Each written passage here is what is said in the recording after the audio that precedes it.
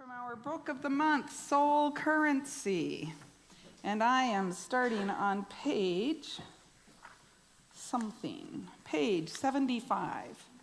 The exponential power of love.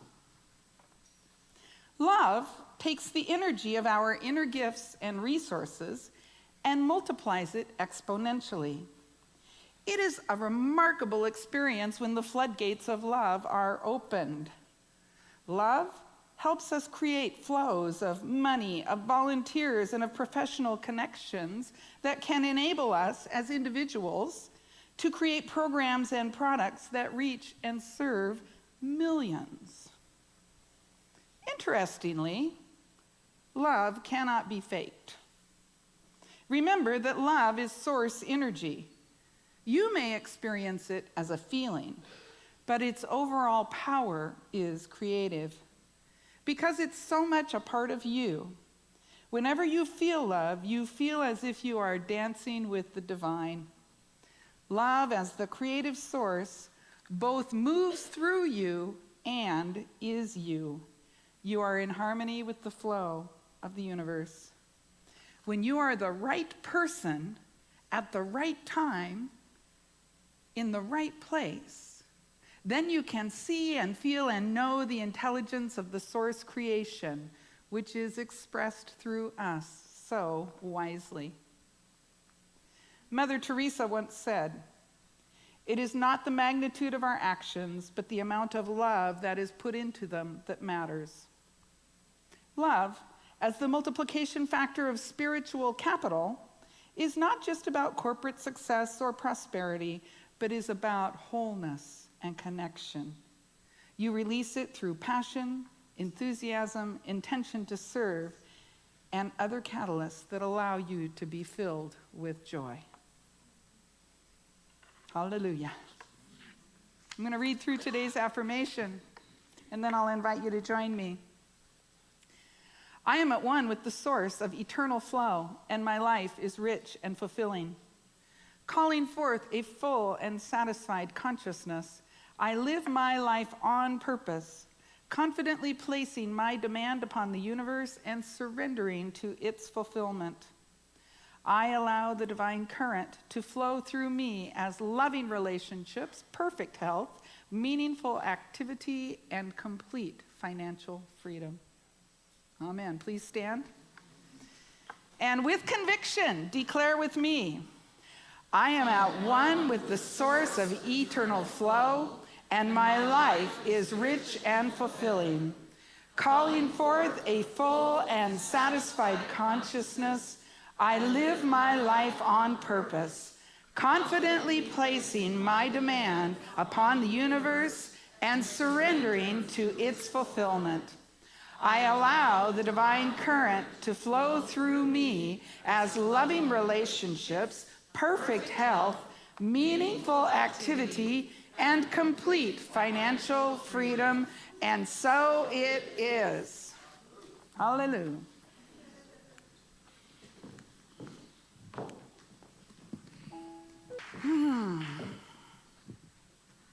Did you hear that line, look for the good and then what? Praise it. I got to tell you, for me, praising the good is not that big a deal. I'm pretty good at that. Where I get stuck sometimes is looking for the good. Anybody? Look for the good and then praise it. So let's praise them a little more. Becca Palm, Becky Thatcher, Matt Corey.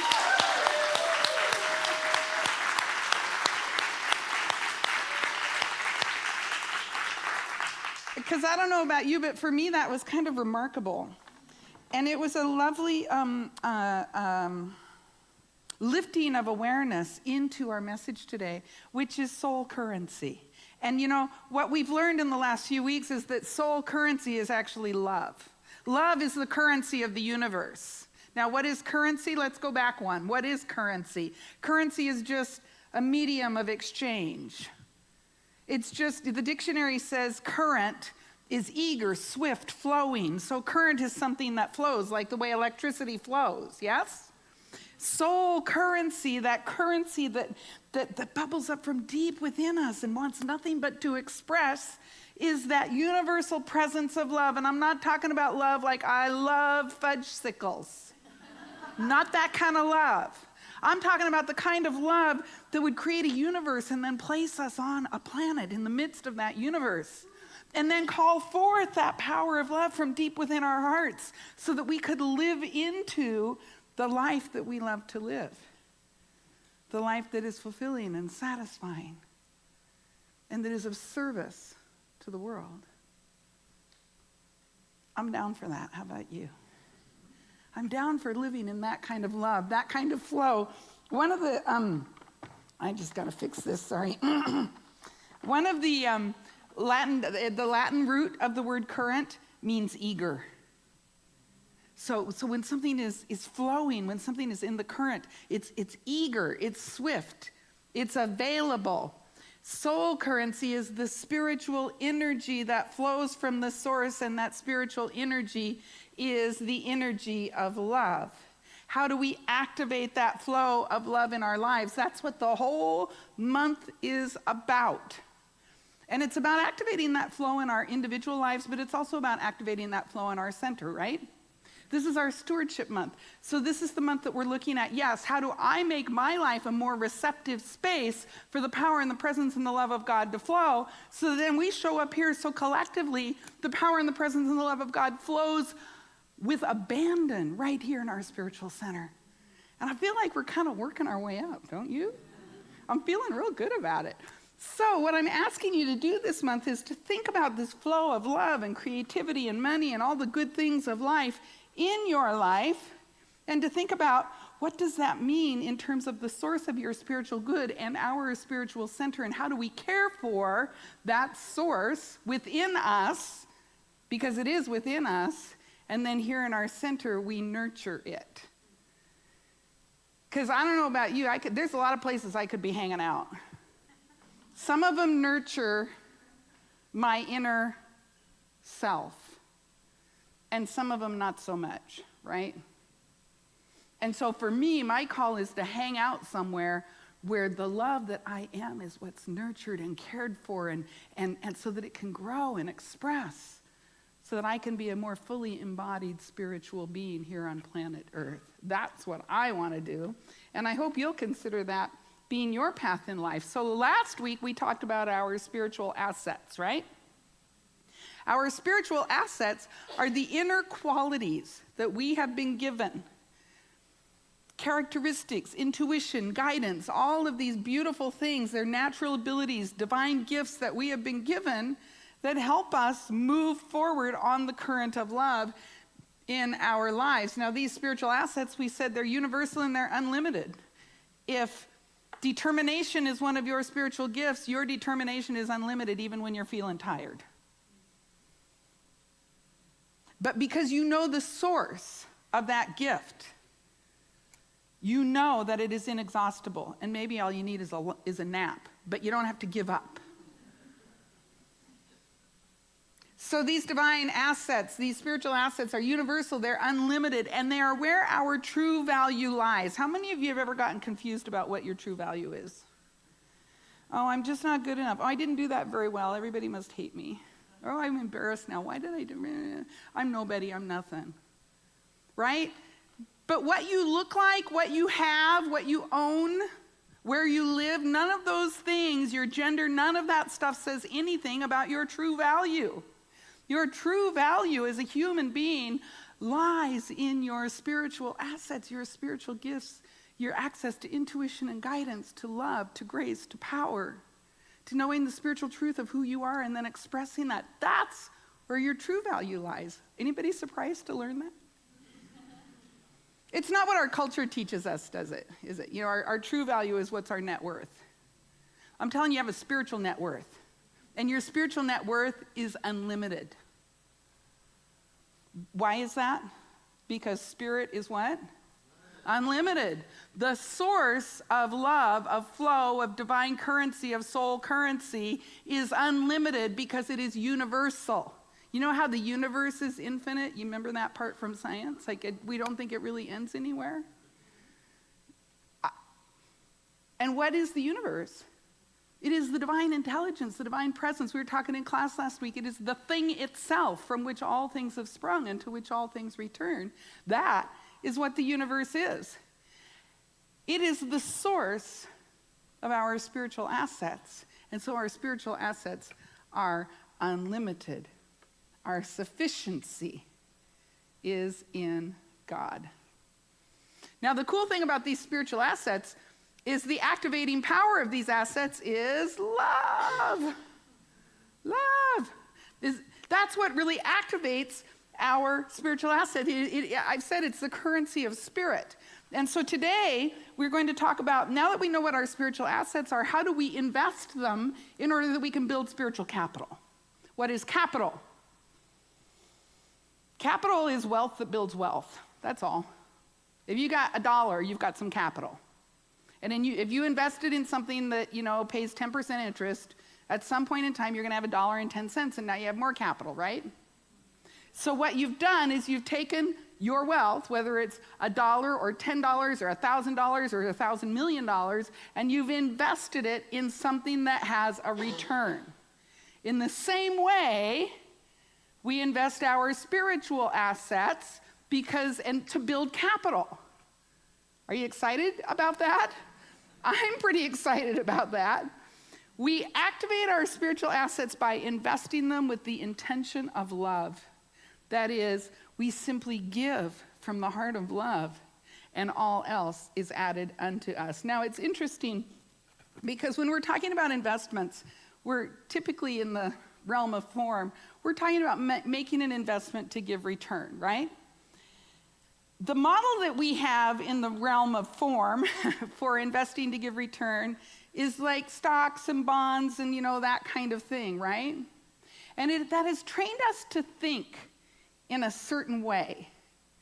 You see, the value of your investments, for example, in the stock market, are influenced by non-love-based stuff like greed and fear. Right? I mean, how many of you, oh my God, I'm listening to on the radio, the stock market went down today, and it elicits some sense of fear in you, yes? It's interesting. So we've been trained to think that we need to invest conservatively and not take risk with our money because the stock market goes up, the stock market goes down, interest rates go up, interest rates go down. And that's how it's supposed to work. When we invest conservatively, we minimize our risk, which is smart when you're talking about finances, right? But we also minimize our return. And so when we think about investing our spiritual assets, we have to think about it in a different way. If we want maximum return on investing our spiritual assets, we got to just go for it. Because we don't want to minimize our return, we have to invest liberally. We have to take the risk to invest with abandon, to invest outrageously, to say, I am going to put my heart out there and I am going to love with complete abandon because that's what I want to receive. And I know I've been trained to be afraid to do that. I know I've been trained some other way. I know I've thought I have to cover my butt. Did I say? I know that I've been trained to think I shouldn't take a risk. Am I the only one who was trained that way? But the fact is, as we invest, you see, the universe is unlimited, is uninfluenced by the things that the stock market is. So it is safe to invest with abandon. You can't be hurt. You can't lose when you invest your spiritual assets in something that is limitless, in something that, God is not greedy. God is not afraid. The universal mind, the universal presence, there's plenty of it. It is inexhaustible. It is infinite. And when we invest in that, the returns are automatically given. What is the biblical teaching? Seek first the kingdom and what? All else is added. Seek first the kingdom. See, I have to say, I'm kind of radical in the New Thought teaching, because here's what I say from the pulpit. You got to want God more than you want anything. You got to want God more than you want anything. And you have to be willing to risk the investment of your spiritual assets, your love, your time, your determination, your focus, your intention. And I promise you, the return will be something you cannot even imagine. Because that's the way the universe works.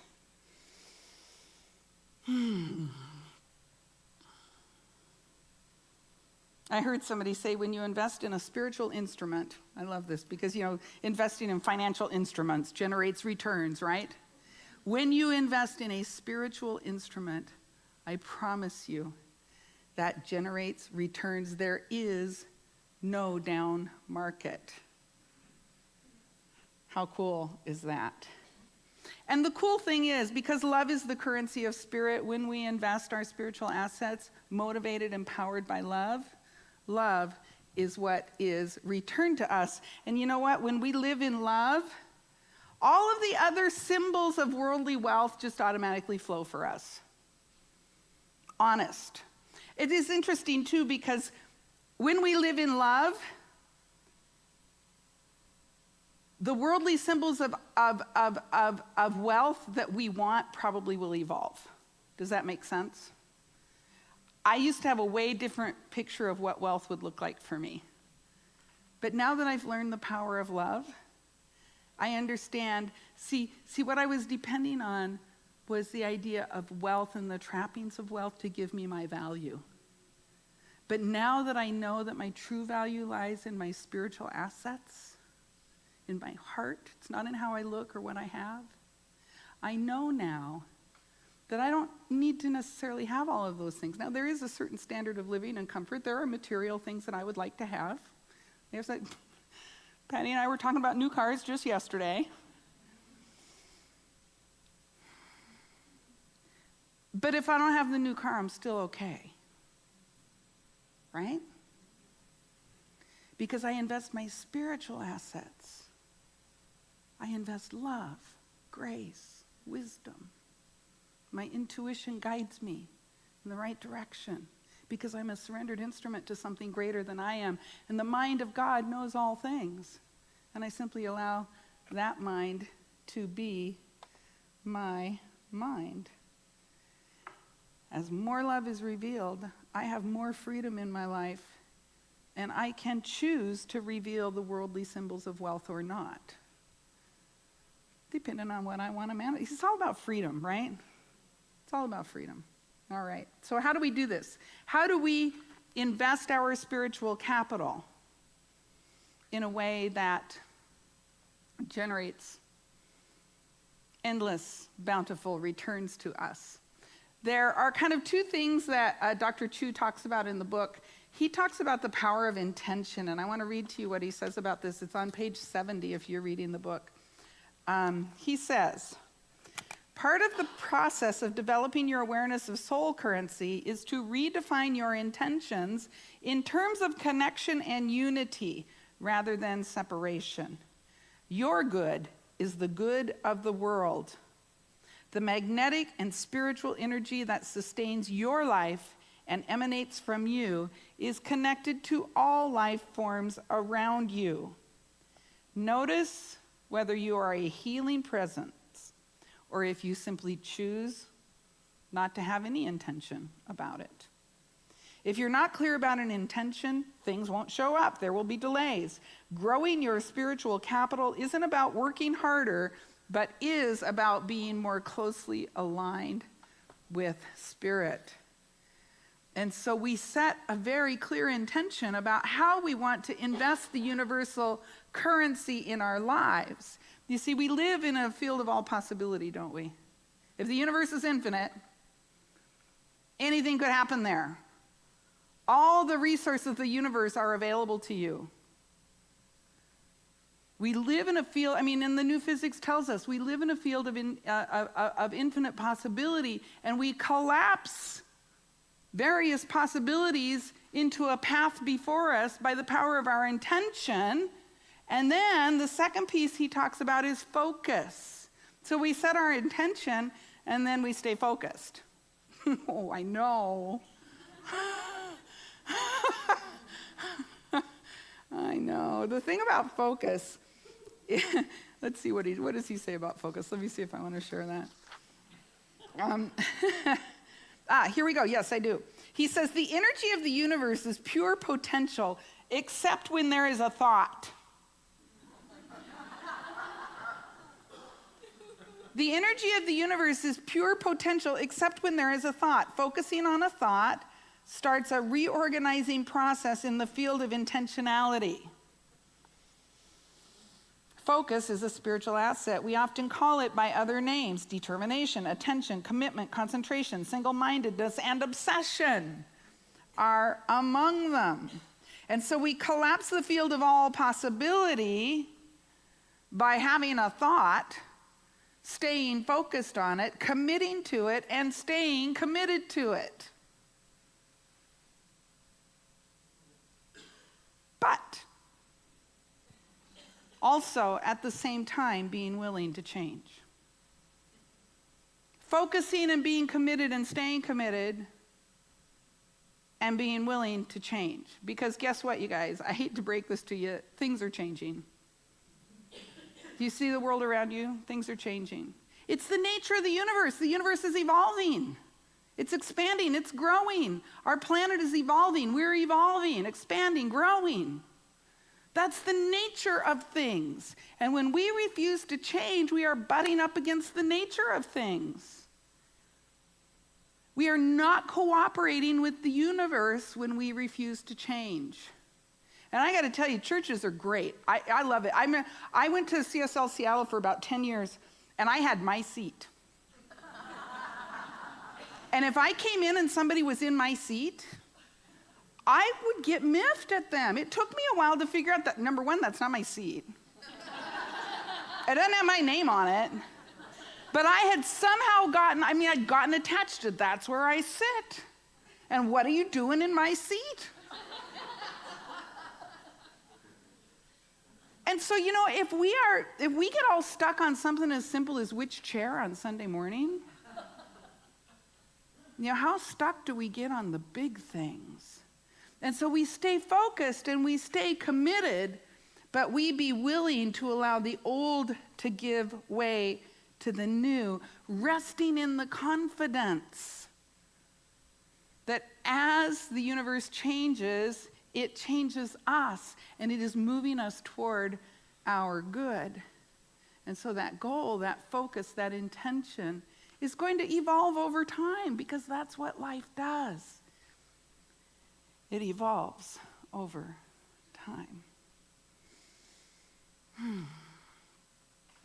And so, we invest our spiritual assets to change our spiritual life. I am also this month inviting you to consider investing your financial assets in our center. This is part of what stewardship is about.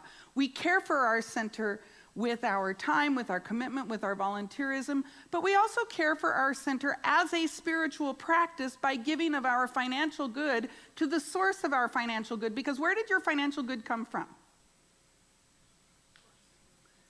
The practice of your spiritual assets, right? And your spiritual assets are what? Given, God-given. And so in order to one of the ways that we grow our spiritual assets is by giving back to the source of our spiritual good, of our financial good. How beautiful is that? See, what we believe in, what I believe is absolute capital T spiritual truth is that all of the places that I think my money comes from, like this job pays me a salary, right? And I think my money comes from this job. But the fact is, this job is a channel through which the spirit of all life flows. And one of the ways that it flows through this job for me is by paying me a salary. And thank you very much. Because ultimately, I heard a minister, I love this, he stood in front of his congregation I was visiting, and they were having a building drive, and he said, we have all the money we need to build our building, and it's in your wallet.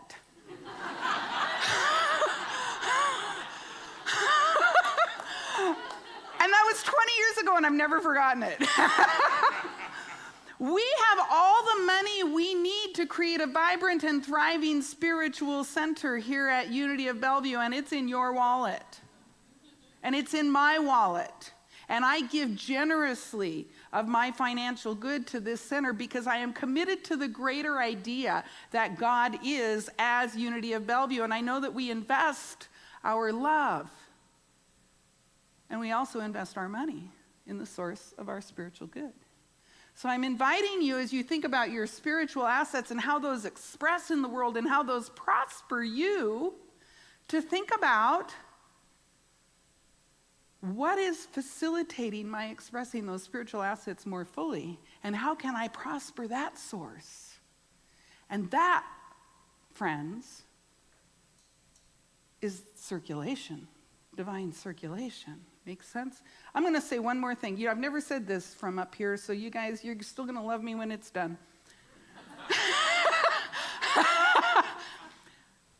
Church is the only place I can think of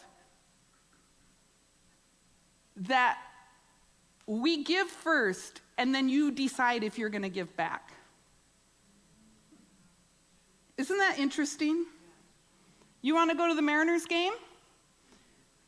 You're going to walk up and you're going to say to the guy who's searching you, I'm going to see if I like the game. And if I like it, I'll give you some money on my way out. How do you think that's going to work? Right? I mean, almost, honestly, what else do we do that we don't pay for up front? And I understand that this is a different context, yes? But it's the same. Because it's funny, we're a nonprofit organization, but we're a business, right? We have a facility, we have staff, we have all this stuff going on in the same way that the Seattle Mariners do. Their facility is bigger, their staff is bigger, but we're the same thing. Does that make sense?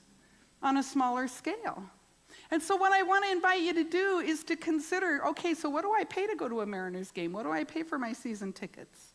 If you're that kind of a person. Or whatever it is that you do. You walk into the car dealership, I'm going to drive this car for 6 years and see if I like it. I'll come back and pay you for it. If it serves me well and I like it. And the dealership's going to say, oh yeah, sure, that's good. Go ahead and do that. Now, I know I'm kind of violating a bit of a taboo that we don't talk about money in church, do we? It's interesting. It's the only place I know of that we don't talk about money as a culture. We talk about money everywhere. But somehow we've decided that money's not spiritual. Well, it's the most spiritual thing there is. It's energy. It's currency, right? It's flow. It's spiritual. And so, getting back on topic, as we invest our spiritual assets, we consider, where did we learn to invest our spiritual assets more fully? What supported us in living more into God's idea for our lives? And how can I invest in that? Not just so that I can get more, but so that all the other people in the room can get more, and all the people who haven't come yet, so that there is something there for them. In our anniversary last month, I was stunned to come to realize the vision of the people who committed to this building in the early 1960s.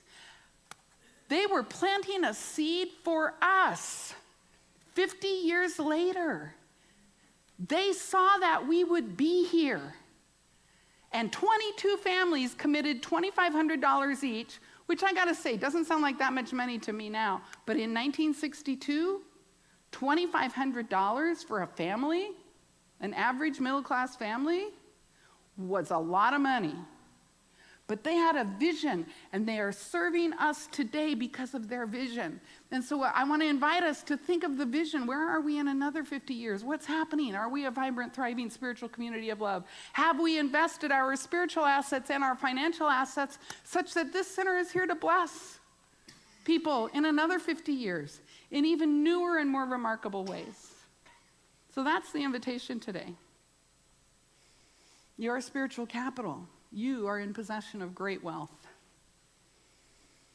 How will you invest it such that it can grow?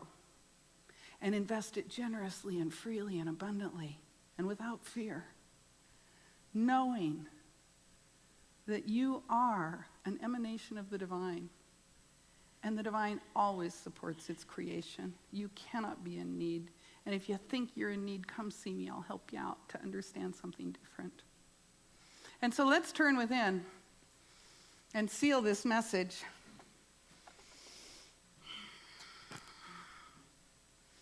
I invite you to take the sacred breath with me.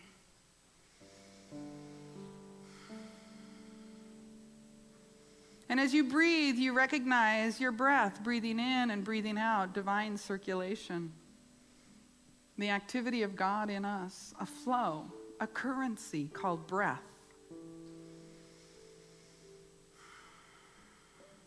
And with each and every breath, you become more and more aware of your physical body, and you realize there is a circulation, a currency taking place in your body. There are veins and vessels flowing with blood. Your entire system eternally cycling and recycling. For you are created in the image and likeness of the infinite. And the universe itself is cycling and recycling on a grand scale.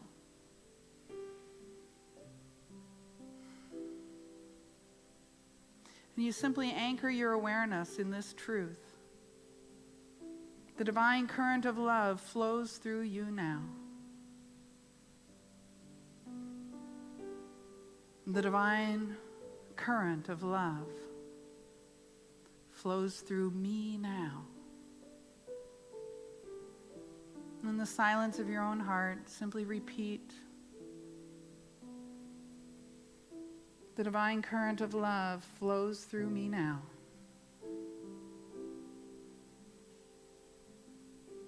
The divine current of love flows through me now.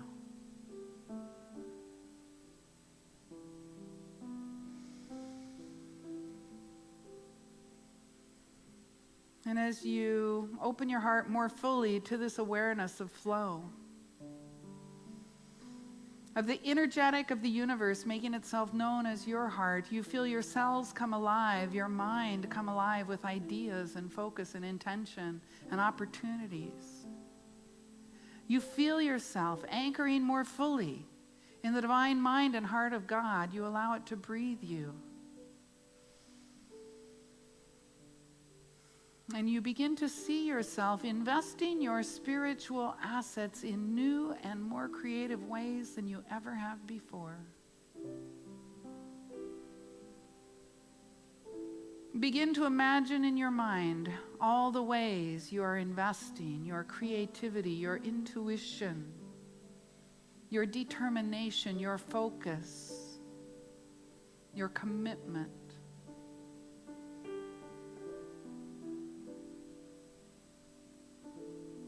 As you affirm, the divine current of love flows through me. And I invest my spiritual assets with abandon, generously,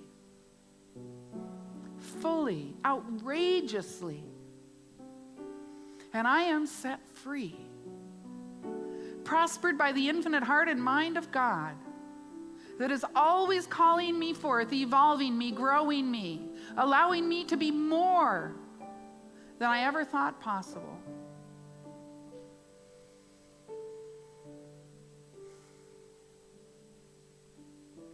And now give thanks for this vision.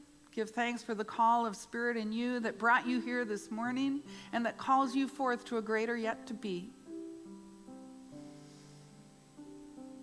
Allow yourself to be guided about your intention and your focus for your giving, for your investing of your spiritual assets, your financial assets. Allow the power and the presence and the love of God to power you. And know that you are fulfilled. seeking first that kingdom of God, all else is added unto you. And it is good and very good. And I close this message with a grateful, grateful heart. And so it is. Amen.